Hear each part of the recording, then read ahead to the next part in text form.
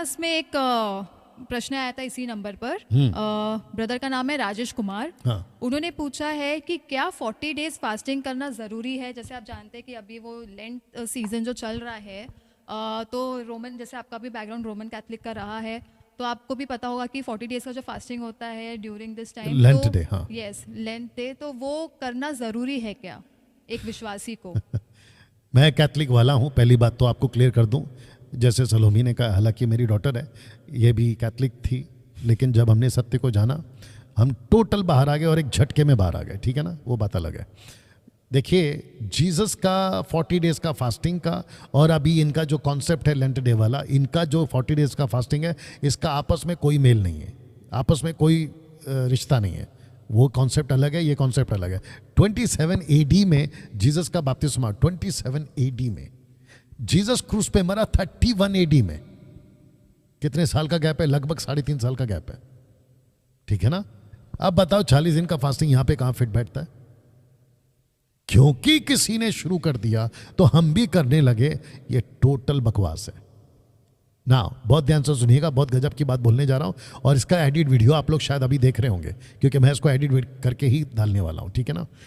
देखिए, पहली बात तो यह है, 40 डेज फास्टिंग हो, 80 डेज फास्टिंग हो, 10 डेज फास्टिंग हो, 21 डेज फास्टिंग हो, 7 डेज फास्टिंग हो, 3 डेज फास्टिंग हो या 1 डे फास्टिंग हो, आपको सबसे पहली बात यह समझना जरूरी है कि आपको फास्टिंग करना क्यों है। यस, ये बड़ा क्वेश्चन है कि करना क्यों है। अगर किसी ने कहा कि फास्टिंग करो, फास्टिंग करो, पास्टर ने कहा फास्टिंग करो, उसने कहा फास्टिंग करो, दोस्त ने कहा फास्टिंग करो, चर्च फास्टिंग करे तो मैं कर रहा। मेरा सवाल यह है, फास्टिंग करना क्यों है? नंबर 1, क्या आपको पवित्र आत्मा चाहिए?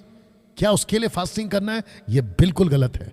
क्यों पता है? क्योंकि जिस दिन आपने अपना उद्धार पाया उसी दिन Ephesians chapter 1 verse 13, Ephesians chapter 4 verse 30 में लिखा है कि आपके ऊपर पवित्र आत्मा की छाप, the seal of Holi spirit लग गई है। इसका मतलब यह है कि आपके पास में पवित्र आत्मा आ चुका है। पहला कुरिन्थियों 12 का 3, 4, 5, 6 में लिखा है कि बिना आत्मा के आप परमेश्वर को, परमेश्वर यानी यीशु को प्रभु बुला ही नहीं सकते। रोमियो की किताब उसका 8वां अध्याय कहता है, अगर किसी में परमेश्वर का आत्मा नहीं है तो वो उसका जन नहीं है। पहला कुरिन्थियों 3 का 16 कहता है, क्या तुम नहीं जानते कि तुम परमेश्वर का मंदिर है और परमेश्वर का आत्मा तुम में रहता है? तो क्वेश्चन उठता है कि आपको पवित्र आत्मा पाने के लिए फास्टिंग क्यों करना है? Waste of time, waste of energy, ये निकाल दो दिमाग से। नंबर 1। नंबर 2, कहते हैं कि डैनियल भाई हम फास्टिंग इसलिए करें क्योंकि हमको दान चाहिए। ए भाई, आपको दान पवित्र आत्मा अपनी मर्जी से देगा, आपकी मर्जी से नहीं। एक वचन पढ़ लीजिए इंग्लिश में पढ़ना है आपको। 1 कोरिन्थियन चैप्टर 12 वर्स 10, पहला कोरिन्थियों 12 का 10, 1 Corinthian chapter 12 verse 10, 1 Corinthians chapter 12 verse 10। आपके पास जो वर्जन है पढ़िए। या यस सुमन, ओके। एक सेकंड। और कोई कमेंट्स अगर आ रहा है, अगर ऐसा कोई कमेंट्स है जो अलग टाइप का है, समझ गए आप, तो मेरे नोटिस में लाओ। 1 Corinthians chapter 12 verse 10। 10, yes.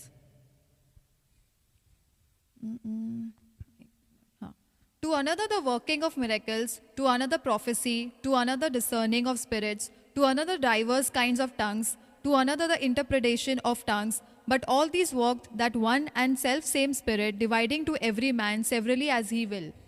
As He will. he will, not your will. You understand? पवित्र आत्मा तय करता है कि आपको कौन सा दान देना है। आप नहीं तय करोगे कि कौन सा दान आपको चाहिए। ये बहुत बड़ा एक, क्या कहते हैं ना, ट्रैप, एक बहुत बड़ा, क्या बोलते हैं, फंदा है लूसीफर की तरफ से। मांगो मांगो मांगो मांगो। आपको पता है, सलोमी ध्यान से सुनना और यहाँ पे लिखते हैं, आपको पता है जब ये उपवास करते हैं और पवित्र आत्मा इनको जब दान नहीं देना चाहता, क्योंकि वो नहीं देना चाहता, वो अपनी मर्जी से देगा, जब इनको नहीं मिलता है ये अपने विश्वास से भाग जाते हैं। बहुत सारे पास्टरों ने अपने चर्च के लोगों को निराश करके रखा हुआ है। सबको मिल रहा है, मुझे क्यों नहीं मिल रहा, उसको मिल गया, मुझे क्यों नहीं मिल रहा है, और उसके चलते तुम बैकस्लाइड हो जाते हो, ठंडे पड़ जाते हो। प्रभु मुझे प्यार, कितनी गवाहियां मैंने सुनी है कि डैनियल भाई अच्छा हो गया कि हमने आपका वीडियो देख लिया, नहीं तो हम तो ये सोच रहे थे कि हमको दान क्यों नहीं मिल रहा, ये जिब्रिश का क्यों, क्या परमेश्वर हमसे प्यार नहीं करता। बाद में पता चला कि ये जिब्रिश का दान पवित्र आत्मा का था ही नहीं, और ना ही है और ना ही कभी होगा, ये तो लूसीफर का है। वो तो बच गए बोले हम डैनियल भाई आपकी वजह से। तो वैसे ही कह रहा हूं कि फास्टिंग की जरूरत आपको क्यों है। नंबर 3, परमेश्वर को आपके तपस्या से कोई लेना देना नहीं है। यशायाह कहता है कि तुम्हारे जितने भी धर्म के काम है, तुम्हारे जितने भी अच्छे काम है, मेरी नज़र में वो किचन का जो कपड़ा होता है ना, डस्ट कप साफ करने वाला, मैले छिंदे कपड़े के समान है, कहता है। आप कैसे खुश करोगे उसको? आप खुश नहीं कर सकते। खुश करने का एक ही तरीका है, उसकी मर्जी पे चलो, उसकी इच्छा पे चलो, उसके लिए फ्रूट्स लाओ, यानी कि फल लाओ, उसका काम करो, ये है तरीका। तो लेंथ डे का कनेक्शन बाइबल में नहीं है, नहीं है, नहीं है।